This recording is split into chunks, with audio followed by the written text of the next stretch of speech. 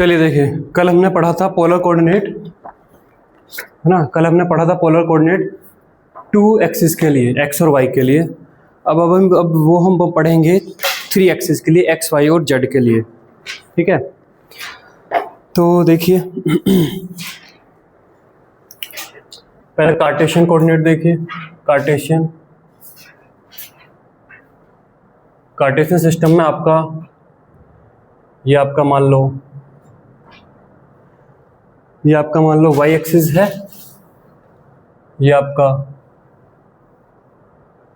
Z axis है और ये आपका एक्स एक्सिस है। ठीक है, तो एक्स वाई जेड में आपको इसी पॉइंट को रिप्रेजेंट कर सकते हो। ठीक, इसका coordinate x comma y comma z हो जाएगा। इसी तरीके से यहाँ पर स्फेरिकल कोऑर्डिनेट सिस्टम इसे बोलेंगे। पोलर के अंदर स्फेरिकल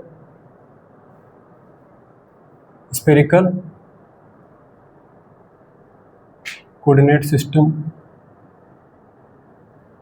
यहाँ पर आपका ये आपकी वाई एक्सिस होगी, ये आपकी जेड एक्सिस होगी और ये आपकी यहाँ पर होगी ये थोड़ा सा अच्छा, ये आपकी होगी यहाँ पर ये एग्जैक्ट सही नहीं बन रहा है, ये थोड़ा सा ऐसे जा रहा है, थोड़ा सा ऐसे चल रहा है। ये आपकी होगी ये एक्स एक्सिस, है ना। अब यहाँ पर एक पॉइंट होगा, ठीक है, पॉइंट हम कहाँ पे बने, यहाँ पर आपका एक पॉइंट होगा, ये पॉइंट है, ये पॉइंट ओरिजिन से जो यहाँ पे मिला रहा है, ठीक है, ये आर डिस्टेंस पे एक पॉइंट होगा, ये ओरिजिन से जो मिला रहा है, तो जेड एक्सिस के साथ जो इसका एंगल है वो एंगल आपका है थीटा। जेड एक्सिस के साथ जो एंगल है ये एंगल आपका है थीटा है। फिर इसका हम यहाँ पर एक प्रोजेक्शन डालेंगे, है ना। इसका एक्स वाई प्लेन पर हम एक प्रोजेक्शन डालेंगे। ये हमने प्रोजेक्शन यहाँ पर डाला है। लाइन ज़्यादा तिरछी से कैसे आ रही है, बट इसने से डाला है, ये लाइन इसमें ऐसे दिख रही है, पैरेलल दिख रही है ना। हमारी पैरेलल क्यों नहीं दिख रही, हमारी यहाँ पर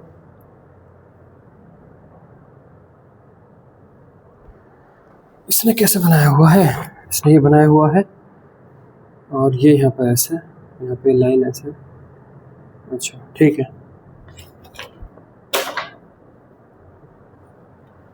हम यहाँ पर इसका एक प्रोजेक्शन डालेंगे। ये जो प्रोजेक्शन हमने डाला है, ये जो हमने प्रोजेक्शन डाला है यहाँ पर, ये जो पॉइंट यहाँ पर ये है, इसका हम एक्स वाई एक्सिस पर प्रोजेक्शन डाला है।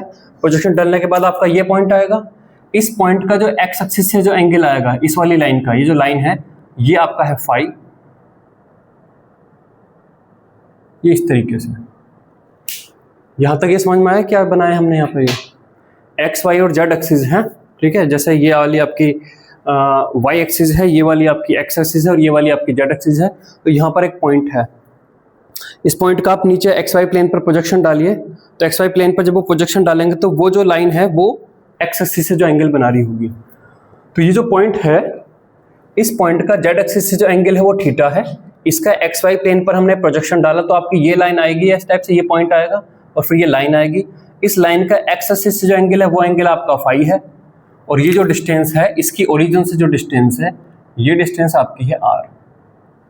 डिस्टेंस आपकी कितनी है, आर है, ठीक है। चलिए, तो अब यहाँ पे अगर इस पॉइंट का, मान लो ये पॉइंट कह रहा है कि ये पॉइंट आपका एक्स वाई जेड है, तो इस पॉइंट का आपका स्फेरिकल कोऑर्डिनेट सिस्टम में किस तरीके से हम इसे कन्वर्ट कर सकते हैं। अगर यहाँ पे आप देखो तो जो ये पॉइंट है आपका, ये पॉइंट आपका जेड है, ये जो डिस्टेंस है ये आपकी जेड है, ये आपकी जेड है ना। तो जेड क्या आएगा, आर कोस थीटा। जेड क्या आएगा आपका, जेड यहाँ पर आपका आएगा z equal to r cos theta.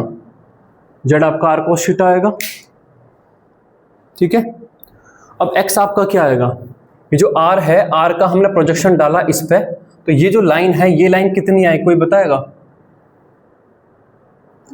ये जो लाइन है आर है, इसका प्रोजेक्शन हमने इस पर डाला है, तो ये जो लाइन है इस लाइन का कितनी वैल्यू आएगी,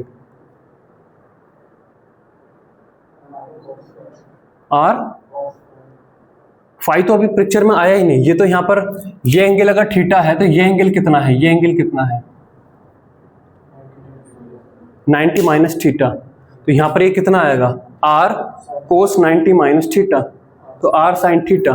तो ये जो आपका है, अगर मैं इस पॉइंट को बोल दूं यहाँ पर, यहाँ से यहाँ पर ये जो डिस्टेंस है, ये डिस्टेंस आपकी कितनी आई है, ये डिस्टेंस आपकी आई है r साइन थीटा। अब r साइन थीटा जो आया है उसका प्रोजेक्शन हम इस पर डालेंगे, तो r साइन थीटा में फिर क्या करेंगे, कोस फाई की मल्टीप्लाई करेंगे, तो आपका क्या आएगा, ये x आएगा, ये x आएगा ना, तो x आपका क्या आएगा, x आपका आएगा r साइन थीटा और कोस फाई।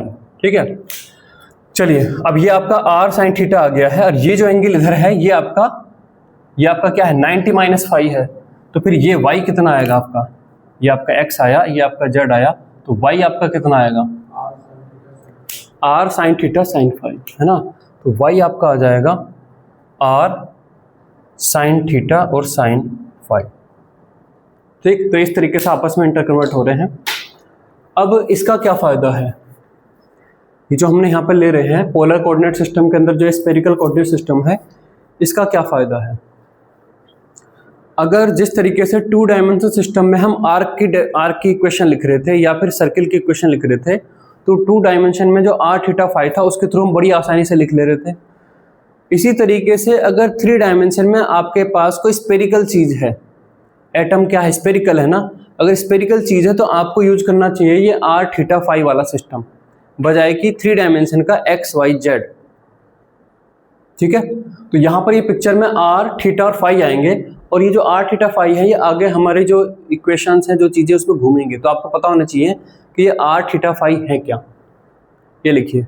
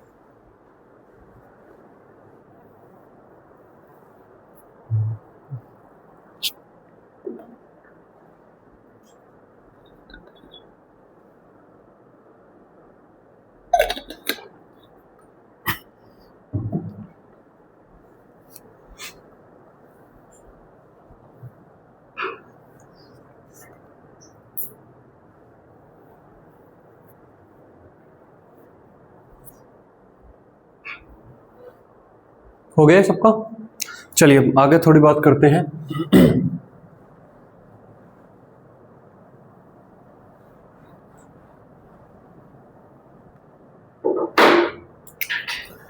मान लीजिए आप यहाँ पे लिखते हो y equal to 2x plus 3, तो यहाँ पे एक सिंपल स्ट्रेट लाइन की लाइन है ये, y equal to 2x plus 3 है। इसी को हम और सोफिस्टिकेटेड लिख सकते हैं कि f y जो है y एक फंक्शन है x में लिखा हुआ जो कि 2x प्लस 3 है। तो ये एक फंक्शन है जो एक वेरिएबल में लिखा हुआ है।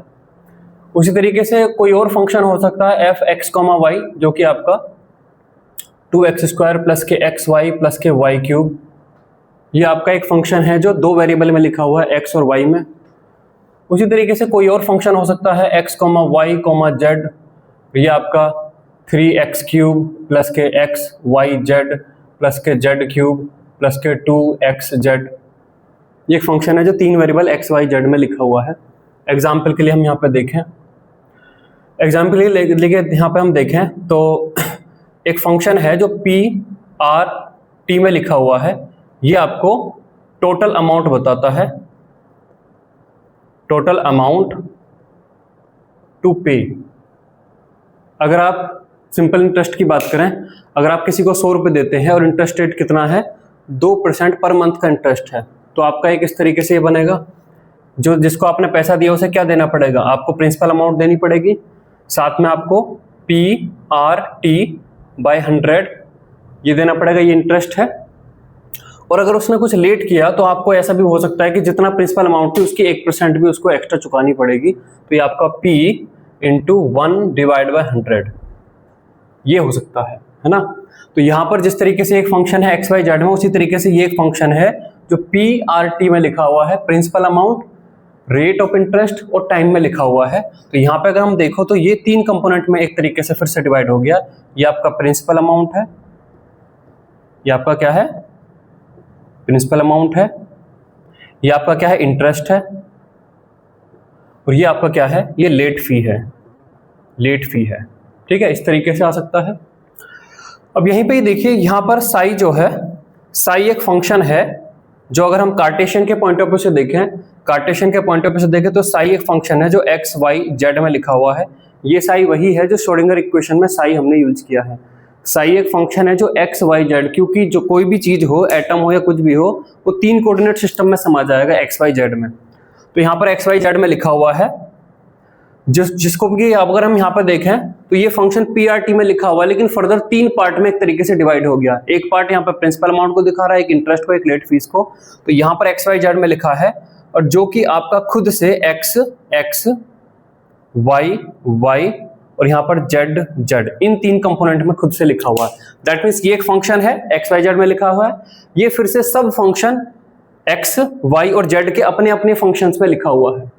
ठीक है, जैसे यहाँ पे देखें तो ये खुद एक फंक्शन है जो केवल p में लिखा हुआ है, ये खुद एक फंक्शन है जो पी आर टी में लिखा हुआ है, ये खुद एक फंक्शन है जो p में लिखा हुआ है। तो यहाँ पे एक फंक्शन है जो एक्स वाई जेड में लिखा हुआ है, इसको फर्दर सब डिवाइडेड किया गया, जो अपना एक x में लिखा हुआ फंक्शन है, y में लिखा हुआ फंक्शन है, z में लिखा हुआ फंक्शन है, इन तीन फंक्शन में लिखा हुआ है। अब अगेन हमें कार्टेशियन सिस्टम यूज नहीं करना, तो इस फंक्शन को साई को हमने ब्रेक कर लिया है, किसमें, r थीटा और फाई में हमने लिख दिया है कन्वर्ट करके। X y z r theta phi में कैसे कन्वर्ट होते हैं वो भी तुमने देखा। ठीक है, तो यहां पर एक फंक्शन इसमें लिख दिया जो कि कैपिटल आर, कैपिटल आर यहाँ पे फंक्शन को दिखा रहा है, आर मतलब आर वेरिएबल में लिखा हुआ है, कैपिटल ये थीटा वो थीटा में लिखा हुआ है, और कैपिटल आपका ये फाई और यहाँ पर ये फाई में लिखा हुआ है। ये एक फंक्शन आपका इस तरीके से लिखा हुआ है।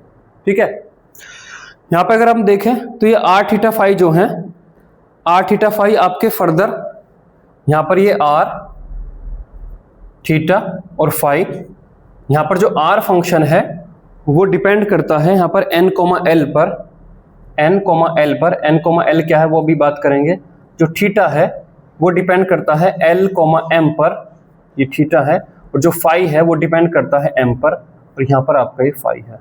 ठीक, अब ये तो ओरिजिन से डिस्टेंस है, और ये है दोनों एंगल। तो जो दोनों एंगल है, इन एंगल को फर्दर एक फंक्शन बना दिया गया है। दैट मीन्स इसको फंक्शन बना दिया गया है आर n एल, यहाँ पर आर, और इन दोनों को कंबाइन करके एक फंक्शन बना दिया है ए, जो कि L, M में लिखा हुआ है, और ये आपका है यहाँ पर थीटा। ठीक है, यहां तक लिखिए अभी ये।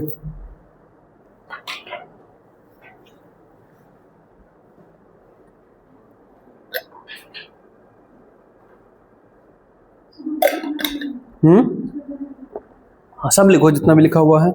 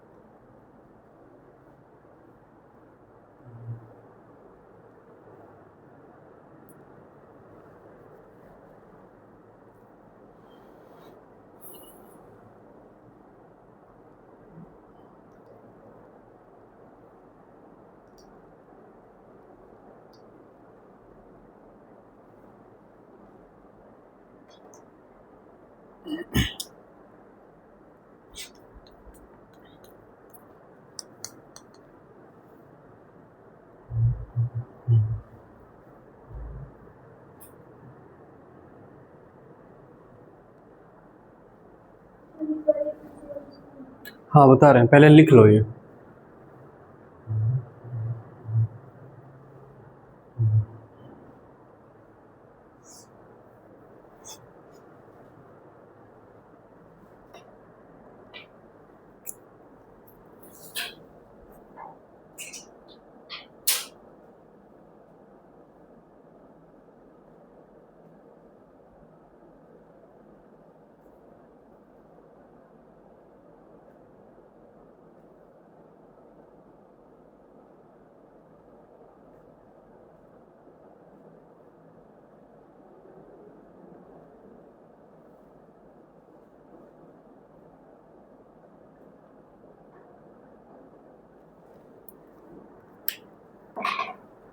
देखिए, इस वाली चीज़ की हम चर्चा करते हैं, ये चीज़ ज़्यादा आसानी समझ में आ जाएगी।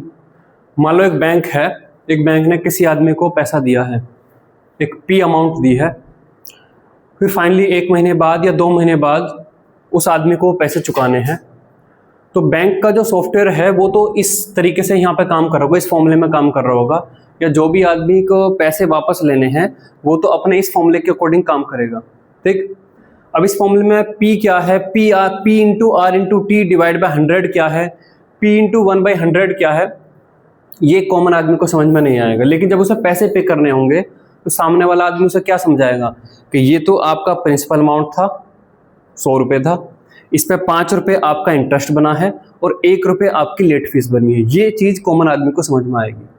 ठीक है, उसी तरीके से देखिए यहाँ पे जो हमारा फंक्शन था XYZ में हमने लिखा, लेकिन XYZ हमारे लिए सुटेबल नहीं थे, तो हमने उसको कन्वर्ट कर लिया r थीटा फाई में। ये दोनों चीजें आपस में इंटर कन्वर्टेबल है, वो अभी हमने देखा थी, है ना। अब यहाँ पे जो है ये जो दोनों पार्ट है ये एंगल वाले पार्ट हैं, तो एंगल वाले पार्ट को हमने वापस से कन्वर्ट कर लिया है। यहाँ पर एक इन दोनों एंगल वाले पार्ट से एक ही एंगल यहाँ पे बना लिया है, जैसे कि यहाँ पर इस तरीके से बना ले कि इन दोनों पार्ट को कंबाइंड एक पार्ट बना दे, है ना। यहाँ पे principal amount plus total charge, इसे बोलते हैं टोटल चार्ज। तो यहाँ पर इन टोटल चार्ज के अंदर इंटरेस्ट और लेट फीस रहेगी, लेकिन इन दोनों को एक फंक्शन बना सकता है कि principal amount plus total charge, ऐसा बोल सकता है। ऐसे ये दोनों एंगल वाले पार्ट थे, तो एंगल वाले पार्ट को कंबाइंड एक पार्ट बना लिया जो कि एंगुलर पार्ट है। तो ये आपका रेडियल पार्ट है और ये आपका है एंगुलर पार्ट, ठीक। अब आपको ये सारी जो बातें चल रही हैं रेडियल डिस्टेंस में चल रही हैं, थीटा में चल रही है, फाई में चल रही है, ये कॉमन आदमी को समझ में नहीं आएंगे। कॉमन आदमी को यहाँ पे क्या समझ में आ रहा था? कॉमन आदमी को PRT/100 समझ में आ रहा है? नहीं समझ में आ रहा। उसे समझ में आ रहा कि इतना रुपए इंटरेस्ट बना है, 100 रुपए लिए थे तो 5 रुपए इंटरेस्ट बना है। कॉमन आदमी को समझ में आ रहा कि इतनी तो प्रिंसिपल अमाउंट थी, 5 रुपए बना है इंटरेस्ट और 1 रुपए बना है लेट फीस, ये समझ में आ रही है। PRT/100 P × 1/100 ये उसे नहीं समझ में आ रहा। तो ये जो हमारे फंक्शन है, ये डायरेक्ट किसी जनरल में समझ में नहीं आएंगे। ये फंक्शन यहाँ पर दिखाते हैं, एक तरीके से n और l की बात करते हैं, और n और l हमारे हैं क्वांटम नंबर। अब क्वांटम नंबर क्या है वो हमें आसानी से समझ में आ जाएंगे, वो हमें आगे यहाँ पे पढ़ेंगे, ठीक है। तो यहाँ पर ये आपका रेडियल पार्ट है, क्योंकि ये ओरिजिन से उस इलेक्ट्रॉन की रेडियल डिस्टेंस है, और ये दोनों आपके एंगुलर पार्ट थे जिनसे मिलके हमने एक टोटल एंगुलर पार्ट बना लिया है। तो इसको बोलते हैं इस फंक्शन का रेडियल पार्ट, ये रेडियल पार्ट है, और इसको बोलते हैं एंगुलर पार्ट। इसको क्या बोलते हैं? एंगुलर पार्ट बोलते हैं। ये चीजें बहुत ज्यादा आप क्लियर ऐसा सोचें कि बिल्कुल क्रिस्टल क्लियर दिमाग में घुस जाए, इतनी आसानी से अभी नहीं आएंगी। आप इन्हें पढ़िए। अब आपको जानना है कि r कुछ चीज होती है, आपको पता है कि r ओरिजिन से उस इलेक्ट्रॉन की रेडियल डिस्टेंस है, थीटा क्या है और फाई क्या है, आपको बस अभी ये पता होना चाहिए। इसके बाद आगे हम यहाँ पे चलते हैं, इसमें आगे लिखिए। अब जो चीजें आगे पढ़ेंगे वो समझ में आ जाएंगी। 3 पॉइंट इसमें लिखिए। पहला लिखिए R दैट मीन्स ये R ब्रैकेट के अंदर ये R is a function, R is a function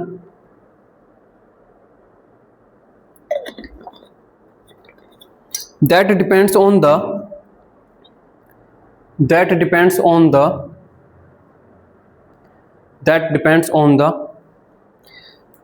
radial distance from the nucleus, radial distance from the nucleus, radial distance from the nucleus। दो वर्ड हैं, एक तो सिंपल डिस्टेंस, एक है रेडियल डिस्टेंस। इसका क्या अंतर है? डिस्टेंस तो किसी भी डायरेक्शन में नाप सकती है, इस डायरेक्शन में नाप ली, इस डायरेक्शन में नाप ली, इस डायरेक्शन में नाप ली, ये तो डिस्टेंस है। लेकिन अगर डिस्टेंस हमेशा एक सिंगल पॉइंट से ही नपे, जैसे कि यहाँ पर ओरिजिन से नप रही, तो ओरिजिन से ही बार बार डिस्टेंस नापी जाएगी, तो उसे बोल रहा हूँ रेडियल डिस्टेंस, ठीक है। Radial distance from the nucleus comma which in turn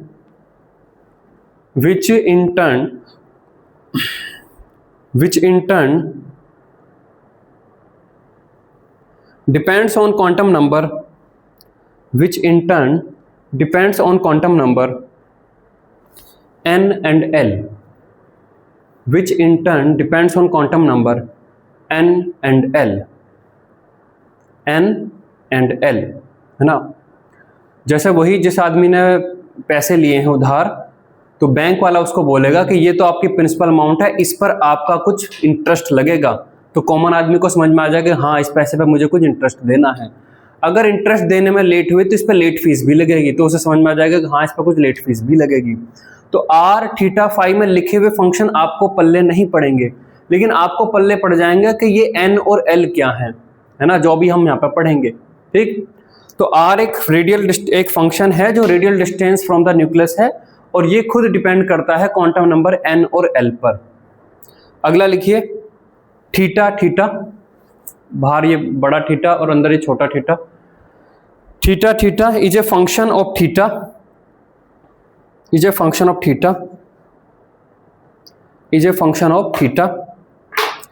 which depends on quantum number L and M, which depends on quantum number L and M, L and M। और थर्ड लिखिए phi is a function of phi is a function of phi is a function of phi which depend only on quantum number which depend only on quantum number m which depend only on quantum number m।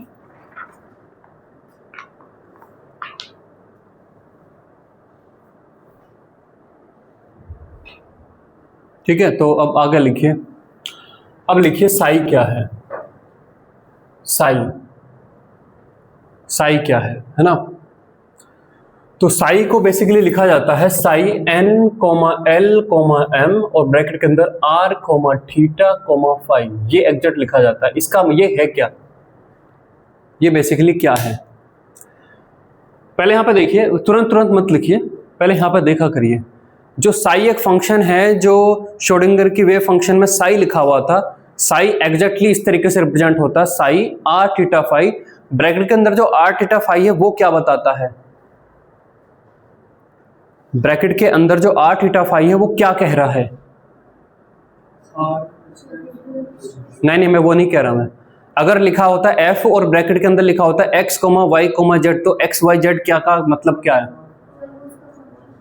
f एक function है जो x, y, z में लिखा हुआ है, ये बताता है। ठीक, अब उसके साथ में नीचे इस तरीके से NLM आपने लिखा हुआ नहीं देखा होगा। अरे वो तो बाद की बात है, मैं तो f, x, y, z में ही लिख रहा हूं। जैसे यहां पे अगर मैं लिखूं, जैसे यहां पे मैं देखूं, मान लो a कोई फंक्शन है जो लिखा हुआ है p, r, t में, जो की वैल्यू आपकी आ जाती है p प्लस के आपका PRT डिवाइड बाय 100 और प्लस के आपका P इंटू 1/100।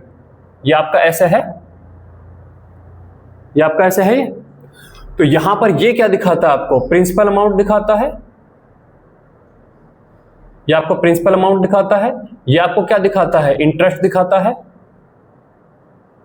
इंटरेस्ट दिखाता है। और ये क्या दिखाता है आपको, ये मतलब एक तरीके से लेट फीस दिखाता है, लेट फीस दिखाता है। तो हम यहां पर ऐसे बोल सकते हैं कि a एक फंक्शन है, a एक फंक्शन है जो PRT में लिखा गया है। और ये बताता क्या है, ये बताता है आपको principal amount, principal comma interest और यहां पर लेट फी। ऐसा कुछ समझ में आ रहा है? तो अगर a एक फंक्शन है जो हमें लिखा गया है PRT में, a एक वो फंक्शन है जो टोटल अमाउंट बताता है कि किसी टाइम अगर कस्टमर आता है तो हमें जो पैसे लेने हैं वो फंक्शन a जो वैल्यू दे रहा होगा उसके अकॉर्डिंग लेने हैं। अब a फंक्शन खुद में इतना कॉम्प्लेक्स है कि साधारण आदमी को समझ में नहीं आएगा। तो a एक फंक्शन है PRT में लिखा हुआ, हम उसे जान लेंगे क्या है। लेकिन कॉमन आदमी के लिए जो जानने वाली चीज है वो ये है कि सर आपका इतना तो प्रिंसिपल अमाउंट था, इस पे इतना लगा है, इस पे इतना, इस पे इंटरेस्ट लगा है और इतनी इस पे लेट फीस लगी है। तो हमने इन सारी चीजों को फिर फर्दर टुकड़ों में तोड़ लिया है, ऐसे टुकड़े जो कॉमनली आदमी को समझ में आ जाएं।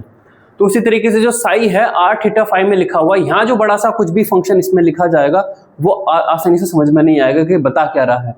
लेकिन फिर हमने उसको इजीली अंडरस्टैंडेबल चीजों में, टुकड़ों में तोड़ लिया है कि ये जो है NLM की जानकारी देता है।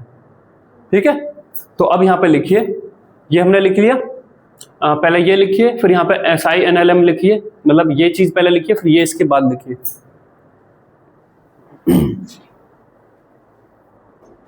ये भी लिखिए भाई, ये ऐसा नहीं है इसके लिए ये।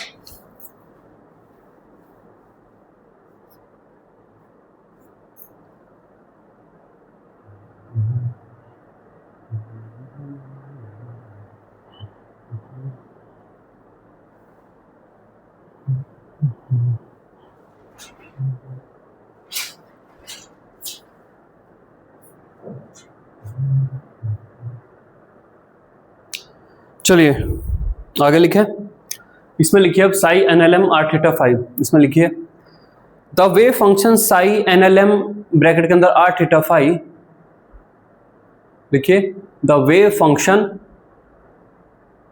साई NLM ब्रैकेट के अंदर R theta 5 is a mathematical function, is a mathematical function.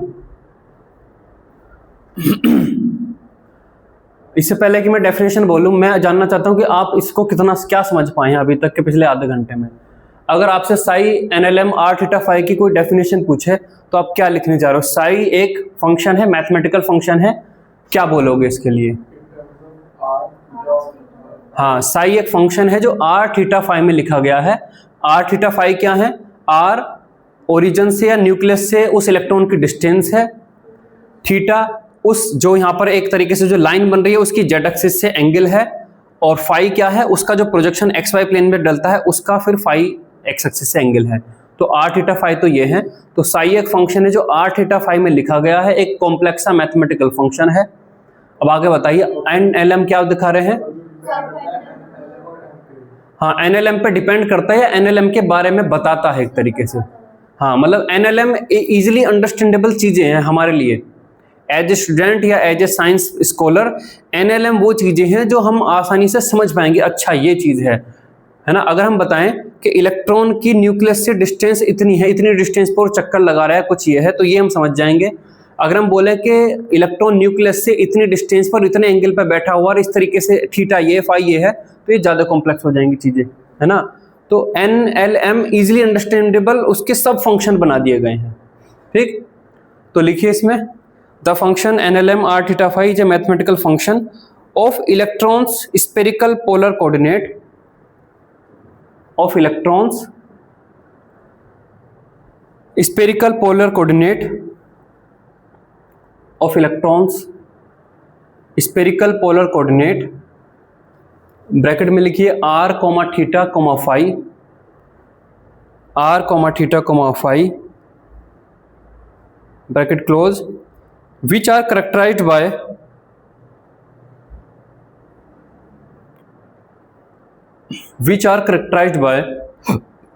quantum number, which are characterized by quantum number n, L, n, L and m, n, L and m,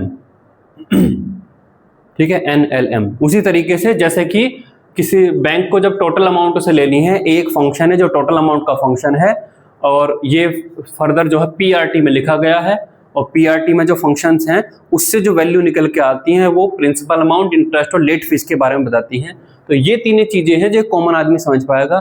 ये सब क्या फॉर्मूला लग रहा है, ये किसी गांव वाले को या किसी कम पढ़े लिखे को कुछ नहीं पढ़ने वाला कि क्या गुणा भाग आप कर रहे हो, लेकिन ये गांव के आदमी को पता चल जाएगा, अच्छा मैंने 1 लाख रुपए लिए थे, उस पर 5,000 रुपए का तो उसने इंटरेस्ट बना दिया, और उसने जो है भाई 500 रुपए उसने लेट क्योंकि मैं गया तो वो भी ले लिया उसने। तो ये इजिली अंडरस्टेबल चीजें हैं।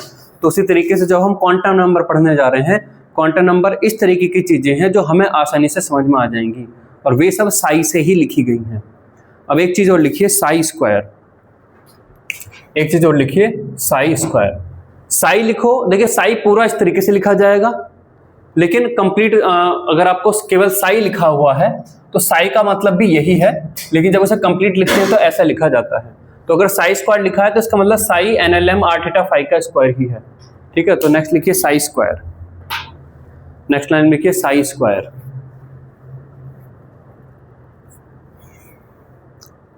इसमें लिखिए Sai square in quantum mechanics,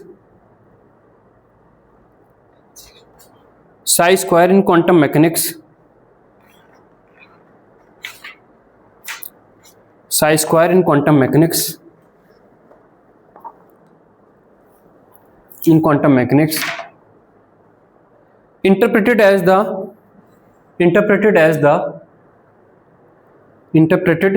the probability of finding electron, interpreted as the probability of finding electron at any point, at any point, इसी में आगे लिखिए, इसी में नेक्स्ट लाइन में लिखिए, if psi square equal to 0, if psi square equal to 0, अगर Sai square 0 है तो ये साई स्क्वायर क्या बता रहा है, इलेक्ट्रॉन के फाइंड होने की प्रोबेबिलिटी को बता रहा है, और अगर साई स्क्वायर की वैल्यू 0 आ जाए तो इलेक्ट्रॉन के फाइंड होने की प्रोबेबिलिटी 0 होगी। तो इसमें लिखिए if psi square equal to 0 then probability of finding electron, then probability of finding electron is 0, then probability of finding electron is 0।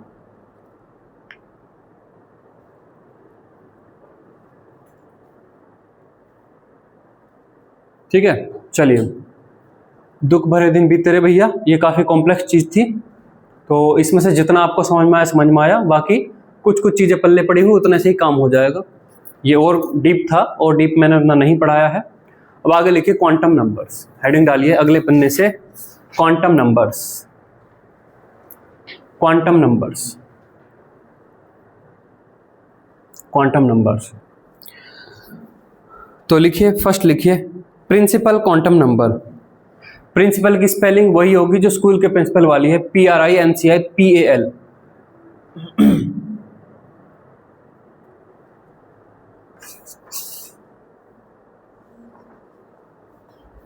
Principal है ना, प्रिंसिपल क्वांटम नंबर, ब्रैकेट में लिखिए n।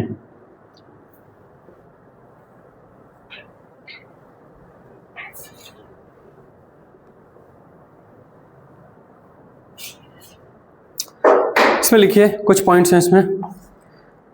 फर्स्ट लिखिए it was proposed by Bohr, principal quantum number, it was proposed by Bohr and denoted by n, छोटा n है ये, and denoted by n, and denoted by n, and denoted by n।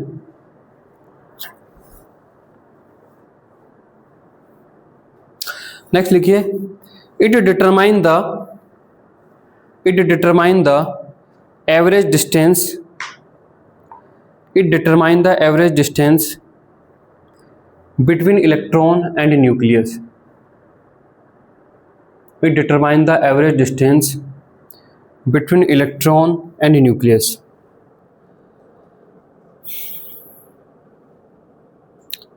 Next लिखिए it determine the energy of an electron,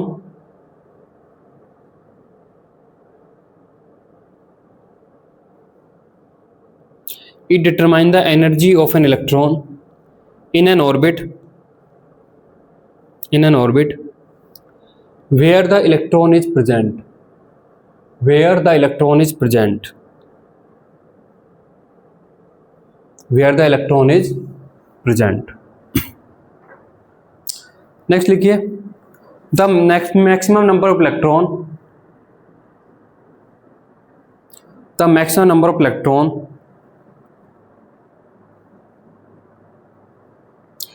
in an orbit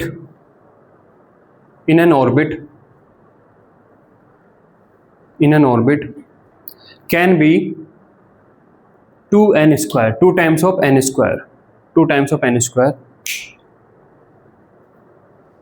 और next लिखिए it represents the major shell, it represents the major shell,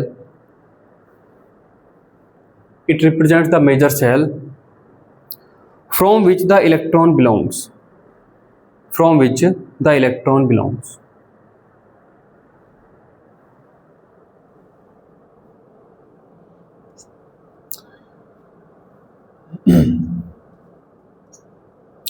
next लिखिए azimuthal quantum number, next आपकी है azimuthal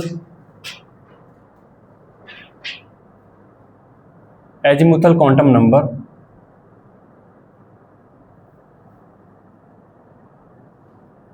और angular quantum number,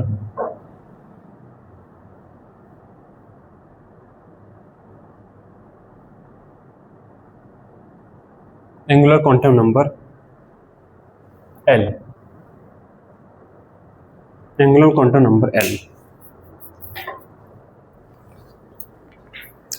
देखिए quantum number उसी तरीके से हैं जैसे कि किसी लेटर पर लिखा हुआ एड्रेस, लेटर पे हम जो एड्रेस लिखते हैं उसमें हम लिखते हैं पहले उस आदमी का नाम लिखते हैं, फिर उसकी हम क्या लिखते हैं, हम उसके घर का एड्रेस लिखते हैं, घर का मकान नंबर समथिंग लिखते हैं, उसके बाद उसकी कॉलोनी का नाम लिखते हैं और उसके बाद शहर का नाम लिखते हैं। ये हमारी लिखने की प्रायोरिटी होती है। लेकिन जब पोस्ट ऑफिस में जाता है तो पोस्ट ऑफिस वालों की प्रायोरिटी इसके उलट होती है। अगर आप उस लेटर को किसी पोस्ट ऑफिस में डाल के आओगे तो उस पोस्ट ऑफिस वाले को नाम से कोई लेना देना नहीं है, उसको मतलब है किस शहर से लेना देना है। मान लो उस पर लिखा हुआ है दिल्ली लिखा हुआ है, तो उसको सबसे पहली जिम्मेदारी होती है कि इस लेटर को मैं दिल्ली पे पहुंचा दूं। दिल्ली में पहुंचने के बाद फिर जो बड़े पोस्ट ऑफिस में पहुंच जाएगा दिल्ली में, वहां से बड़े पोस्ट ऑफिस में पहुंचने के बाद वो देखेगा कि ये कौन सी कॉलोनी के लिए है। मान लो ये है कि जी लक्ष्मी नगर कॉलोनी के लिए है, तो वो फिर उसको जो लक्ष्मी नगर में पोस्ट ऑफिस है वहां पर भेज देगा। और जब वो लक्ष्मी नगर में पहुंच जाएगा तो फिर वो उस डाकिये को भेजा जाएगा जो उस कॉलोनी के उस उधर की पोस्ट को हैंडल करता है। कॉलोनी भी बहुत बड़ी हो सकती है, एक कॉलोनी में 2 या 3 डाकिये हो सकते हैं, तो उस डाकिये को भेज देगा जो उस मकान नंबर या उस कॉलोनी के उस पार्ट को हैंडल करता है, उसको दे दिया जाएगा। और फिर डाकिया लेके उस मकान पर जाएगा, और उस मकान के अंदर भी हो सकता है कि 3 या 4 लोग रहते हों, तो उसमें से फिर वो बोलेगा कि हाँ भाई ये मनोज कुमार कौन है, तब उसको हैंड ओवर करेगा।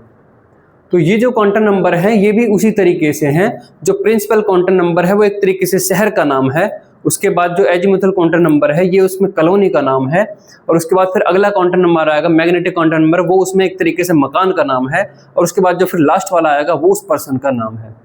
ठीक है, तो सबसे बड़ी कॉन्टैक्ट नंबर सबसे पहले लिखी गई है प्रिंसिपल कॉन्टैक्ट नंबर, उसके बाद फिर आपकी एजीमुथल कॉन्टैक्ट नंबर, उसके बाद फिर मैग्नेटिक कॉन्टैक्ट नंबर है, और उसके बाद फिर स्पिन कॉन्टैक्ट नंबर है। ठीक है, तो हमने सबसे पहली वाली पढ़ी प्रिंसिपल कॉन्टैक्ट नंबर, ये दूसरी है एजीमुथल कॉन्टैक्ट नंबर या एंगुलर कॉन्टैक्ट नंबर। तो इसमें लिखिए it determine the sub shell. Principal contact number दिखाती थी शेल को, ये दिखाती है सब शेल को। It determine the sub shell, it determine the subshell to which the electron belongs,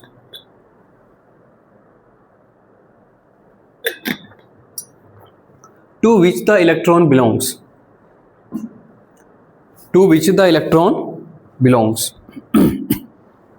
next लिखिए it tells about the shape of subshell, it tells about the shape of subshell।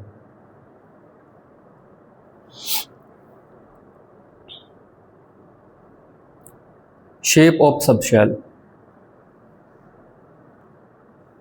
Third point लिखिए L can have any value from, L can have any value from 0, value from 0, 1, 2, 0, 1, 2, ... n-1, ये यहां तक हो सकती है। ठीक है, ये आपकी यहां तक ये हो सकती है। मान लो n की वैल्यू आपकी कितनी है, n की वैल्यू अगर 3 है तो l की वैल्यू कौन कौन सी होंगी, 0 होगी, 1 होगी और 2 होगी, क्योंकि 3 - 1 2, तो 0 1 2 3 वैल्यू यहां पर होंगी। वहीं पर देखिए अगर आपकी L की वैल्यू 0 है या 1 है या 2 है या 3 है, तो ये जो सबशेल है उसका क्या नाम है, किस सबशेल को दिखाता है। अगर L की वैल्यू 0 है तो ये S नाम के सबशेल को दिखाता है। ठीक है, अगर L की वैल्यू 1 है तो ये P नाम के सबशेल को दिखाता है, यहाँ पर ये D नाम के सबशेल को दिखाता है, यहाँ पर ये F नाम के सबशेल को दिखाता है, 4 होने पे G नाम के सबशेल को दिखाता है, एंड सो ऑन। ठीक है, तो L की जो वैल्यू है 0 1 2 3 हैं, ये respectively S P D F इन सबशेल को दिखाते हैं। ठीक, ये लिखिए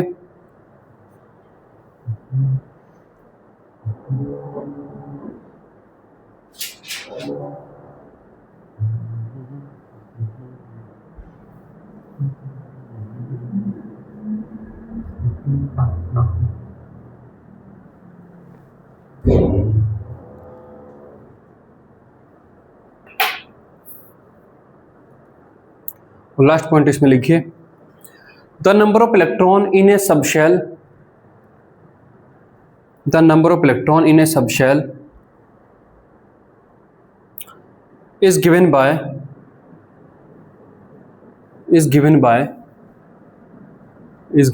2 ब्रैकेट के अंदर 2l प्लस 1, 2 टाइम्स ऑफ और ब्रैकेट के अंदर 2l प्लस 1, ब्रैकेट के अंदर 2l प्लस 1 और बाहर 2, ठीक है, 2 टाइम्स ऑफ ब्रैकेट के अंदर 2l plus 1।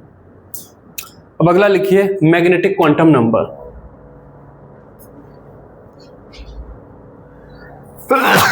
Magnetic quantum number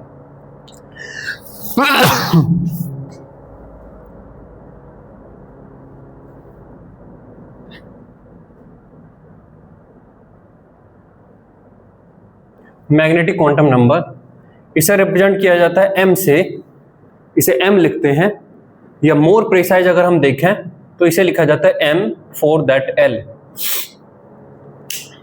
है ना, इसे लिखते हैं m से, लेकिन मोर प्रिसाइज अगर देखें तो इसे लिखा जाता है m और नीचे सब्स्टिट्यूट में l, m for that value of l, है ना।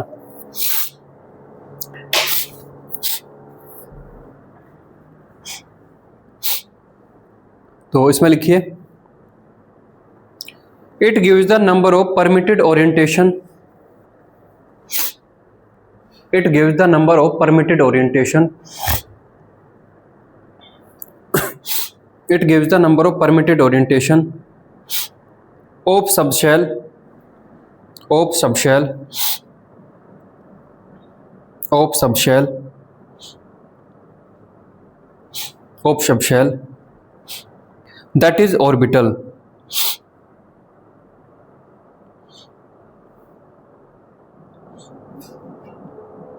orbital। अगला देखिए the value of ml, the value of ml, the value of ml varies from minus l to plus l, minus l to plus l through 0, minus l to plus l through 0। That means अगर L की value 2 है, अगर L की value 2 है तो M की value -2, -1, 0, +1 और +2 ये वैल्यू आएंगी। अगला लिखिए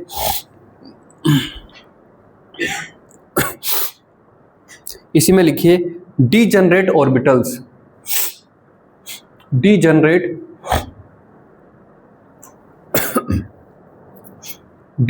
ऑर्बिटल्स।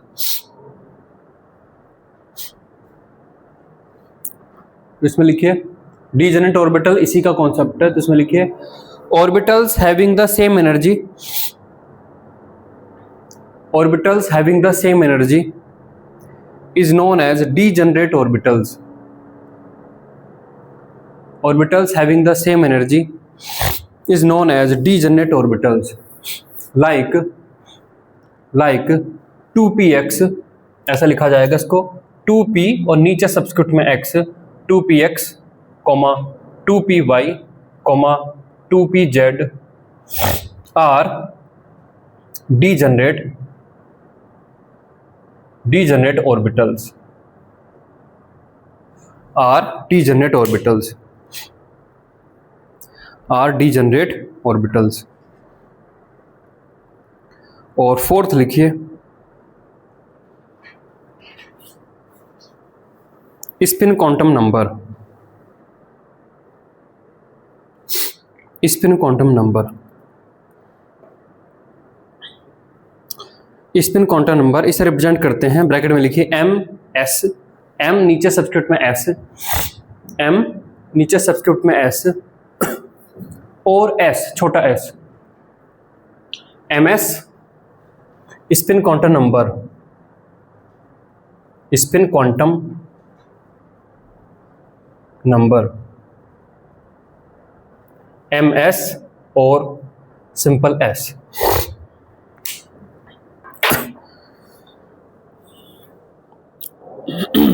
इसमें लिखिए, इसमें एक ही पॉइंट है, the value of s is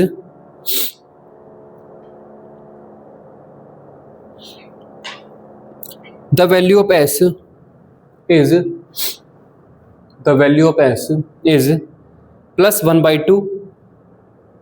+1/2 and -1/2,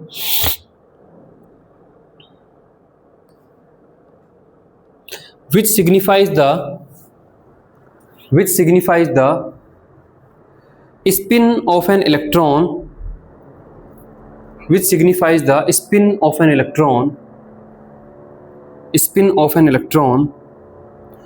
on its axis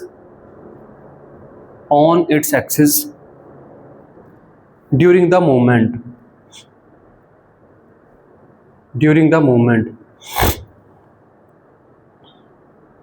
Full stop. These are two quantum mechanical state. These are two quantum mechanical state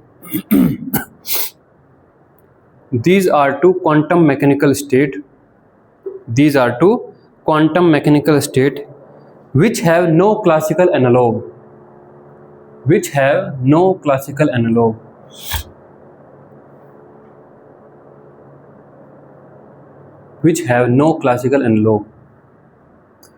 इस बात का मतलब क्या है?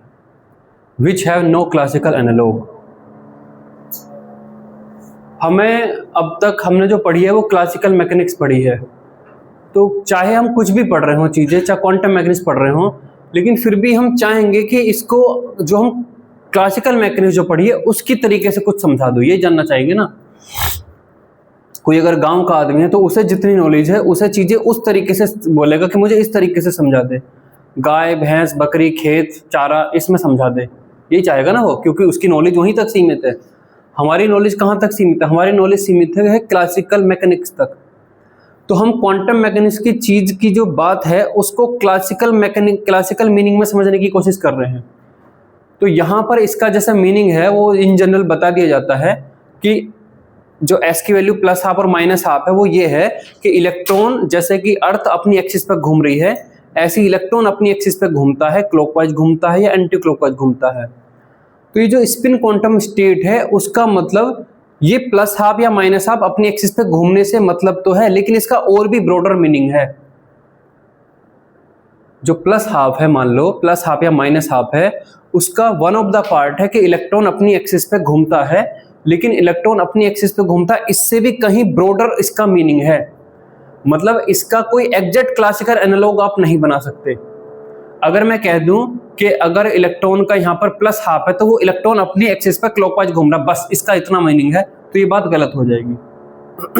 ठीक है, इसका इससे कहीं बड़ा मीनिंग है। तो इसीलिए यहाँ पे वो वर्ड लिखता है कि आप ये जो स्पिन क्वांटम नंबर को +½ -½ से क्लॉकवाइज एंटी क्लॉकवाइज है, आप इसको जस्ट कोरिलेट मत करिए, क्योंकि इसका उससे डायरेक्ट कोई ऐसा लेना देना नहीं है। वो क्वांटम मैकेनिक्स की चीज़ है और आप इसे क्लासिकल मैकेनिक्स में तोलने की कोशिश कर रहे हैं, क्लासिकल मैकेनिक्स के थ्रू समझने की कोशिश कर रहे हैं। ठीक है, मान लो हम हैं, इंसान हैं, हम आपस में इंसानों को समझते हैं और हम भूत प्रेत क्या होते हैं उनको नहीं समझते। तो भूत प्रेत को हम ऐसा कहने लगे, भूत के पैर उल्टे होते हैं और ऐसे होते हैं, तो हम भूत प्रेत को इंसान की तरीके से इंटरप्रेट करने की कोशिश कर रहे हैं, है ना। जैसे भगवान की जो मूर्तियां बनाई हुई हैं, ये सब जो भगवान की आप ये पिक्चर देखते हो, राम कृष्ण ये सब की, ये सब पिक्चर कहाँ से आई? किसी ने उनका फोटो खींचा है? क्या किया है? ये राजा रवि वर्मा जो पेंटर थे, मोस्टली जो पिक्चर है उन्होंने बनाई थी। पेंटर थे इंडिया के राजा रवि वर्मा, उन्होंने बहुत सारी पिक्चर बनाई थी, वही फिर इधर से उधर छपते हुए वे चली आ रही हैं। तो जब हम भगवान की पिक्चर आदमी की तरीके से बनाते हैं, तो भगवान जो कि किसी भी तरीके की एनर्जी हो सकती है, कुछ भी हो सकता है, उसको हम आदमी के रूप में इंटरप्रेट करने की कोशिश करते हैं। भगवान तो मान लिया जो है, मान लो कोई वो है, कोई भैंस है, कोई बैल है, उसके लिए भी तो भगवान होगा, तो उसका भगवान भी आदमी जैसा ही क्यों दिख रहा है? उसका भगवान मतलब कि बैल का भगवान बैल के जैसा क्यों नहीं दिख रहा? भैंस का भगवान भैंस के जैसा क्यों नहीं दिख रहा? क्योंकि ये हमने बनाए हुए हैं, तो हम आसानी से समझ में आ जाए, हमारी जैसे ही दिख रहे हैं। भगवान भी हाथ पैर हैं, तो हमने भगवान जो कि कुछ एनर्जी हो सकते थे, कुछ भी हो सकते थे, उनको हमने हमारी तरीके से जो समझ में आ जाए।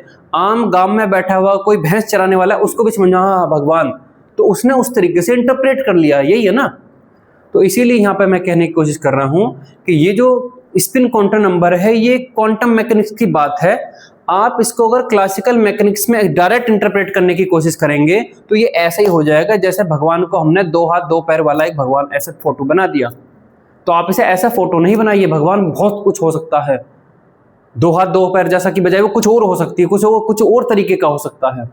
तो यहाँ पर स्पिन क्वांटम नंबर में s equal two plus half minus half को क्लॉकवाइज एंटी क्लॉकवाइज में एग्जैक्ट इंटरप्रेट करने की कोशिश मत करिए, इसका कोई क्लासिकल एनालॉग नहीं है। बात समझ में आ गई क्या बोल रहे हैं यहाँ पर? चलिए अब इसमें यहाँ पर लिखिए नोट करके,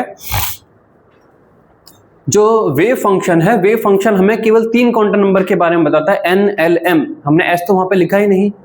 तो जो s है, s श्रोडिंगर के वेव फंक्शन का पार्ट नहीं है। तो इसमें लिखिए spin quantum number is not the result of, spin quantum number is not the result of Schrödinger's equation.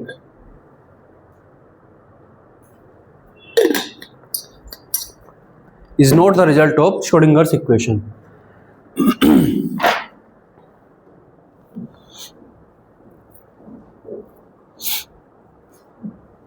ठीक है, चलिए अब देखिए ये किस तरीके से लिखा जाएगा।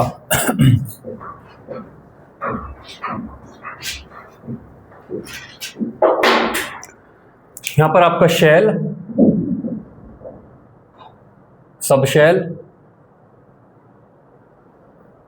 शेल के अंदर आपका आएगा ऑर्बिटल, और यहां पर आपका आएगा स्पिन। शेल दिखाया जाएगा किससे? n से, सब शेल दिखाया जाएगा l से, ऑर्बिटल ये दिखाए जाएंगे ml से, और ये दिखाए जाएंगे s से या ms से।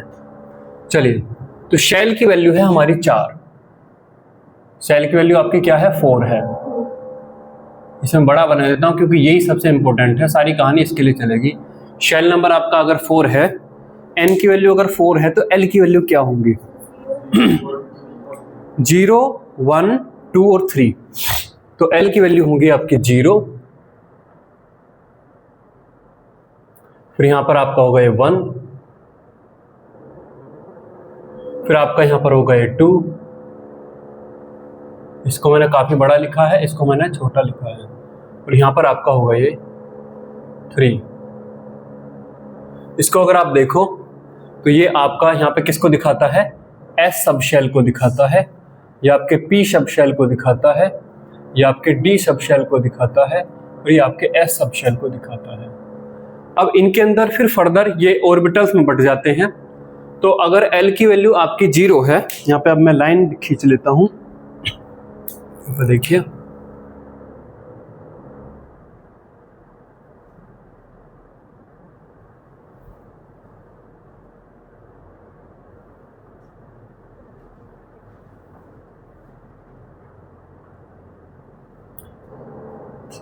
चलिए अगर L की वैल्यू 0 है तो M की वैल्यू क्या होगी?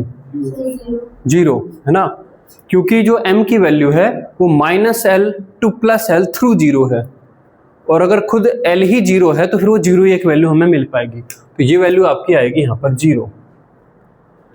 अगर L की वैल्यू 1 है तो M की वैल्यू क्या होंगी? -1, 0 और +1। तो -1, 0 और +1। अगर ये 2 है तो इसकी वैल्यू होंगी -2, -1, 0, +1 और आपका +2।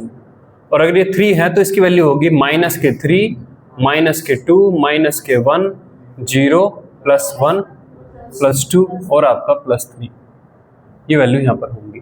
ठीक है, अब यहाँ पर S सब शेल है और S खुद ऑर्बिटल भी है, तो इसके अंदर केवल S आ जाएगा। S एक खुद सब शेल भी और S सब शेल ही S ऑर्बिटल है।